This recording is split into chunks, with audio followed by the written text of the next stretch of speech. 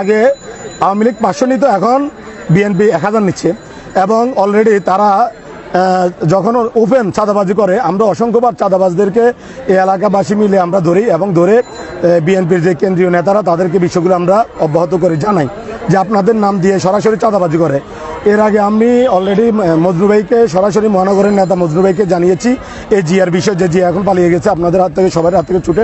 এই জিয়া ওপেন চাঁদাবাজি করতেছিল, ওনাকে যখন আজকেরটাই বলতেছি, পালানোর পরে মহানগরের নেতার হস্তক্ষেপে উনি ধরে নিয়ে গেছে, জনগণ থেকে নিয়ে উনি ছেড়ে দিচ্ছে। ছাড়ার পরে ওই আয়সা বললো যে এখন চাঁদাবাজির লাইসেন্স পেয়েছি, মহানগর থেকে চাঁদাবাজির লাইসেন্স দিয়েছে যুব দলের এই জিয়াকে। এবং আসার পর থেকে 500 টাকা চাঁদা আবার শুরু করেছে নতুন করে 1000 টাকা করে নেওয়া। এমনকি অলরেডি আমাদের এই এলাকার যতগুলো ব্যবসায়ী, প্রত্যেকটা ব্যবসায়ী তার কাছে জিম্মি। অলরেডি আমি এখানের বাইতুল মোকাররম ইসলামিক ব্যবসায়ী মালিক সমিতির সাধারণ সম্পাদক আমি, এবং চাঁদাবাজ প্রতিরোধ কমিটি পল্টন ওটা সভাপতি। আমার কাছে পর্যন্ত ফোন দিয়ে চাঁদা চেয়েছে গত সপ্তাহ। এই বিষয়টাও আমি সিনিয়র বিএনপি নেতাদেরকে জানিয়েছি, কোনো রকম তারা হস্তক্ষেপ করে নাই।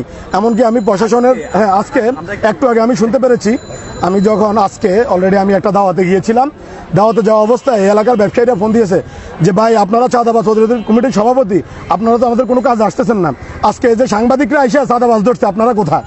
পরে আমি ছুটে আসলাম, আসার পরে দেখি যে জিয়া, যাকে নিয়ে এত লেখালেখি এত কিছু হয়েছে, এবং সে কখনো টিফু বাহিনীর টিফুর লোক, এবং কখনো সে মজনু ভাইয়ের লোক, কখনো বিভিন্ন রাজনৈতিক নেতাদের নাম বিক্রি করে সেই এলাকা চাঁদাবাজি করে যাচ্ছে দীর্ঘদিন। আমি গত সপ্তাহের ঘটনা, আপনাদের অনেক সাংবাদিকরা গত সপ্তাহ আসছিল, তখন তারা একটা ব্যাখ্যা দিয়েছে যে এই এলাকা সিটি কর্পোরেশনে থেকে তারা ইজারা আনছে, ইজারের জন্য তারা 1000 টাকা করে চাঁদা উঠাচ্ছে। আমি জানি না কোন দেশের চাঁদাবাজির জন্য সিটি কর্পোরেশনে ইজারা দেয়, এটা আমার জানা নাই। এটা আপনারা আশা করি সিটি কর্পোরেশন থেকে জেনে নেবেন কিসের ভিত্তিতে চাঁদাবাজি করার ইজারা দিয়েছে, এটা আমার জানা নাই। আমি জানি যে 48টা গাড়ি পার্কিং এর ইজারা দেওয়া হয়েছে।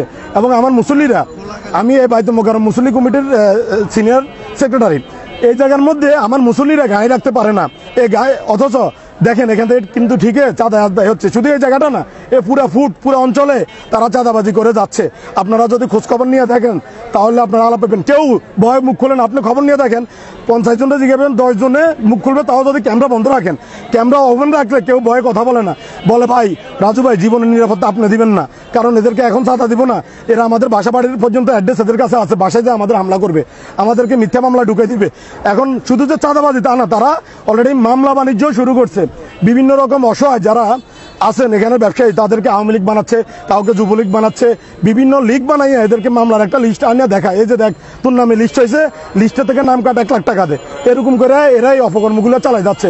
আপনাদের মাধ্যমে আমি প্রশাসন এবং এই দেশের বর্তমান যারা পরিচালনা করছেন তাদেরকে বলবো, আপনারা অন্তত পল্টন জাতীয় মসজিদ সারা বাংলাদেশের বাইতুল মোকাররম এদিকে আপনারা একটু খেয়াল করেন।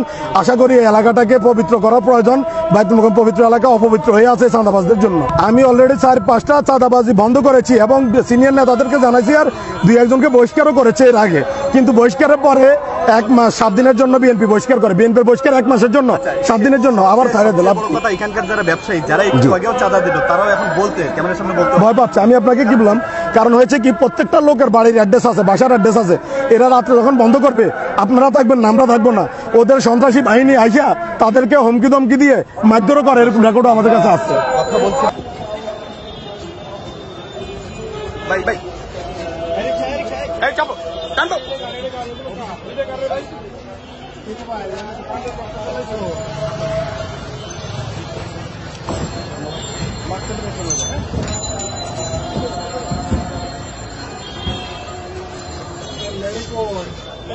गाड़ी से चलिए।